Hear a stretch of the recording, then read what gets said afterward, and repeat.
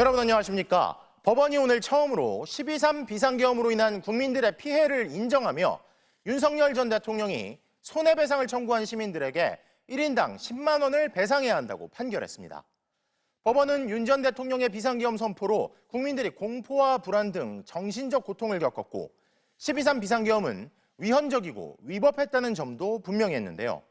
앞으로 추가 소송이 줄을 잇고 윤 전 대통령이 물어야 할 액수가 눈덩이처럼 불어날 수도 있을 것으로 보입니다. 오늘 첫 소식 송정훈 기자가 보도합니다. 시민들의 힘으로 윤석열 전 대통령의 친위 쿠데타 시도가 무산되고 일주일 뒤 104명의 시민이 모여 윤 전 대통령을 상대로 손해배상 소송을 제기했습니다.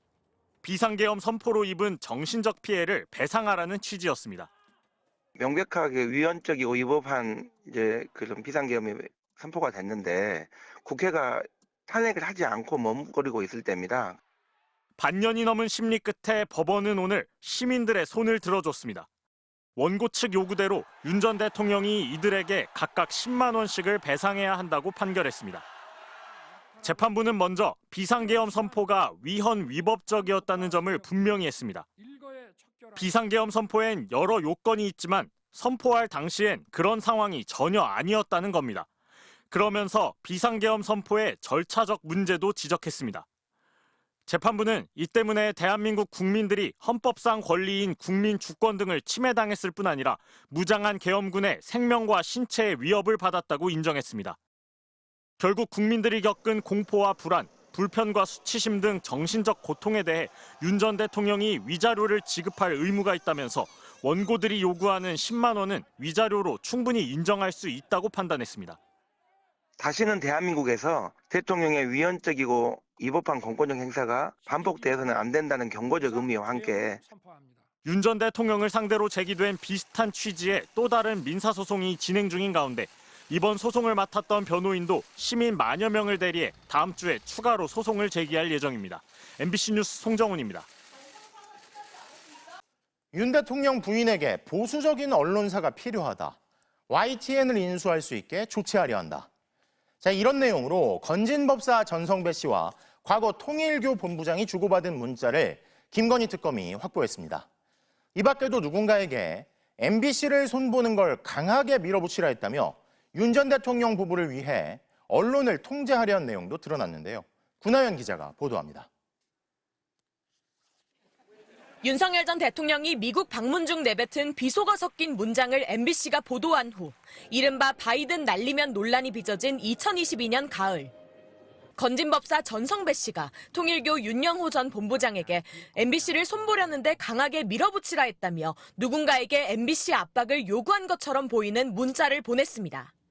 이어 두 사람은 언론이 중요하다, 특정 언론과 여론을 잘 다스려야 한다는 취지의 대화를 주고받은 것으로 파악됐습니다. 당시 MBC는 대통령 전용기 탑승 배제 등의 불이익을 당했고 외교부의 소송과 방심위의 가증금은 물론 경찰의 수사도 이어졌습니다. 이 같은 문자를 확보한 국정농단 특검은 전 씨가 MBC 탄압을 건의한 상대방이 김건희 여사는 아닌지 확인하고 있습니다. 윤석열 전 대통령 부부에게 유리한 언론 상황을 만들려는 듯한 두 사람의 대화는 이뿐만이 아니었습니다.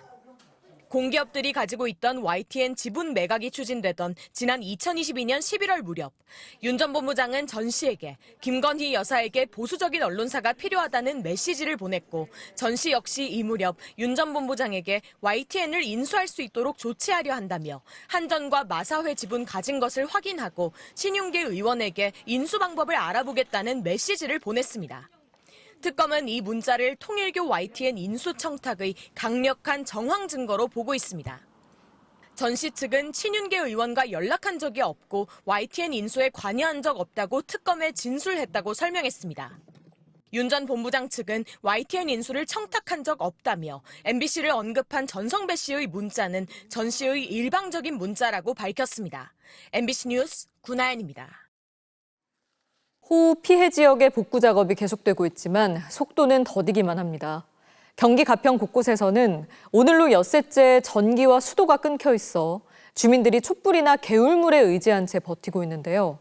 어젯밤 고병찬 기자가 전기가 끊긴 산골 마을에 다녀왔습니다. 집중호우로 전기가 끊긴 지 어제로 닷새째. 해가 지고 어둑어둑해졌을 무렵 산골 마을을 찾아갔습니다. 언제 버려진 건지 알 수 없는 차량이 길을 막았습니다. 야간 산행 끝에 멀리 보이는 손전등 불빛, 고립된 주민들입니다. 열흘 고립된 것 같아요. 전기 나가, 전화 나가, 물 안 들어와. 그냥 뭐 하루 종일 부채질해. 잠도 안 오고. 집안 바닥은 아직도 흙탕물로 가득합니다. 시간이 오래 지나면서 곰팡이까지 핀 상황인데요. 전기가 들어오지 않으면서 냉장고 안의 음식물은 썩기 시작해서요. 냄새가 진동을 하는 상황입니다. 86살 이석수 할머니는 빈 생수병을 가방에 짊어매고 집에서 5분 거리의 냇가를 오갑니다. 끊겨버린 수돗물을 대신할 물을 직접 길어오는 겁니다. 하루에 몇 번이나 지고 오셔요? 하루 한 서너 번씩 지고 오죠. 칠흑 같은 어둠 속 할머니가 의지할 건 촛불뿐입니다. 밤 11시 근처 다른 마을도 다를 게 하나 없습니다. 마일 1, 2로 올라가는 길입니다. 복구 작업이 진행되고 있지만 아직 차가 지나지는 못하는 상황이고요.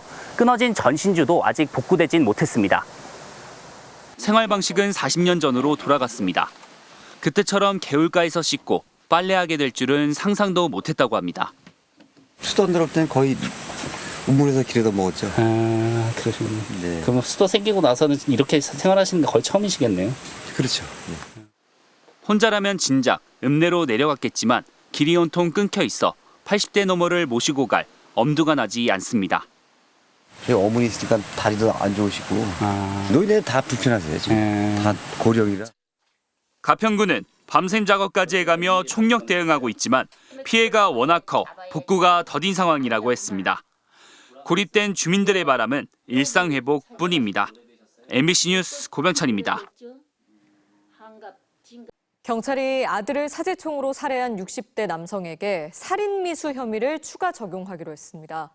아들만 살해하려 했다는 남성의 진술과 달리 자리에 있던 모두를 살해하려 한 것으로 본 겁니다. 이승지 기자입니다. 60대 조모 씨는 현관문을 열어준 아들을 향해 총 2발을 쐈습니다. 자신의 생일잔치 케이크를 나눠 먹고 나서 편의점에 다녀오겠다고 한 뒤 차에서 사제총을 가져온 것으로 경찰 조사 결과 드러났습니다. 이상한 김새는 없었습니다. 다른 가족들처럼 생일 축하 노래도 부르고 휴대폰으로 사진과 영상도 찍었습니다. 아들과 며느리, 손주 2명, 손주를 돌보던 가정교사까지 모두 5명이 더 있었습니다. 편의점 간다는 아버지가 한참 지나도 오지 않자 아들이 전화해 왜 안 오세요라고 걱정하기도 했습니다. 그런데 조 씨가 총을 갖고 와서 돌변한 겁니다. 조 씨는 가정교사가 문 밖으로 달아나자 문을 향해 한 발을 더 쐈고 뒤쫓기도 했습니다. 며느리는 아이들과 방으로 대피하면서 살려주세요, 남편이 총에 맞았어요라고 112에 신고했고 조 씨는 방에서 나오라며 소리쳤습니다. 경찰은 유족 진술 등을 토대로 조 씨에게 살인 혐의 등에 이어 살인 미수 혐의도 추가 적용하기로 했습니다. 며느리와 손주들, 가정교사까지 살해하려 한 것으로 판단한 겁니다. 범행 동기도 캐고 있습니다. 조 씨는 프로파일러에게 가족들로부터 매달 300만 원씩 받던 생활비가 지난해부터 끊겼다고 했고 아들에 대해서는 유일한 가족이 등을 돌려 배신감을 느꼈다는 취지로 진술한 것으로 알려졌습니다. 나는 원래 착하게 살아온 좋은 사람이라는 취지로 말한 것으로도 파악됐습니다. 하지만 아들을 왜 살해했는지 직접적 동기는 밝히지 않고 있습니다. 경제적으로 계속 지원해왔다는 유족들 말과도 맞지 않습니다. 경찰은 조 씨의 아이폰 잠금을 열어 지난해 8월부터 범행을 준비한 정황을 확인했습니다. 사제총 제작에 쓰인 쇠파이프 구매 내역이 나온 겁니다. 조 씨의 금융계좌와 통화 내역에 대한 압수수색 영장을 발부받은 경찰은 자료 내용과 조 씨 진술이 일치하는지도 확인할 방침입니다. 또 남은 실탄 80여 발이 추가 범행 용도였는지도 규명할 계획입니다. MBC 뉴스 이승지입니다. 미국이 일방적으로 관세 협상 회담을 취소한 뒤 처음으로 한미 산업관계 장관이 회담을 가졌습니다. 미국 측이 노골적으로 거액의 투자 등을 요구하고 있는데요. 이지수 기자입니다. 미국 워싱턴에서 우리 측 김정관 산업장관과 미국 측 하워드 러트닉 상무장관이 1시간 20분 동안 마주 앉았습니다. 하지만 8월 1일 이전 협상을 타결하자는 의지를 재확인한 것 외에 성과는 없었습니다. 결과를 보고받은 대통령실은 대책회의를 열고 국익을 최우선으로 관세와 비관세 장벽을 함께 묶어 대응하자는 기조를 재확인했습니다. 특히 농산물도 협상 테이블에 올랐다는 사실도 공개했습니다. 협상 품목 안에는 농산물도 포함되어 있습니다. 대통령실은 차분한 대응 기조를 유지하고 있지만 미국 측 압박은 거듭 거세지고 있습니다. 러트닉 장관은 회담을 불과 1시간 반 앞두고 경제매체 CNBC 방송과 인터뷰에서 한국, 일본은 늘 서로 견제하기 때문에 한국 사람들이 일본과의 협상 내용을 보고 욕했을 거라고 말했습니다. 대놓고 일본 수준의 선물을 요구한 겁니다. 성과가 없었던 회담 직후엔 도널드 트럼프 대통령이 노골적으로 돈 얘기를 꺼냈습니다. They bought it down, basically. But could other countries buy it down? Yeah, I would let other countries buy it down. Sure. 우리 정부는 미국 측 일부 요구를 수용해 30개월 이상 소고기 수입, 고정밀 지리정보 제공 등 6가지를 제안한 것으로 전해졌습니다. 하지만 미국 측은 우리 제안이 부족하다는 듯 회담을 전후해 장관과 대통령이 직접 나서 노골적으로 돈 얘기를 꺼내든 겁니다. 미국은 4천억 달러, 우리 돈 547조 원의 투자를 요구한 것으로 전해지는데 우리 기업 투자 예상액 1천억 달러를 크게 뛰어넘습니다. 전형적인 트럼프 협상 전략이 아닌가 싶습니다. 좀 더 많은 양보안을 가지고 미국에 올 것이다. 김정관 산업부 장관은 미국 현지에서 더그 버검 국가에너지위원장과 제이미슨 그리어 USTR 대표와 회담을 이어갈 예정입니다. 또 관세 유예가 끝나기 하루 전날인 31일 조현 외교부 장관과 루비오 국무장관의 회담이 잡힌 것으로 알려졌지만 일방적으로 약속을 취소한 베선트 장관과의 재무수장 협상 일정은 아직도 미정입니다. MBC 뉴스 이지수입니다.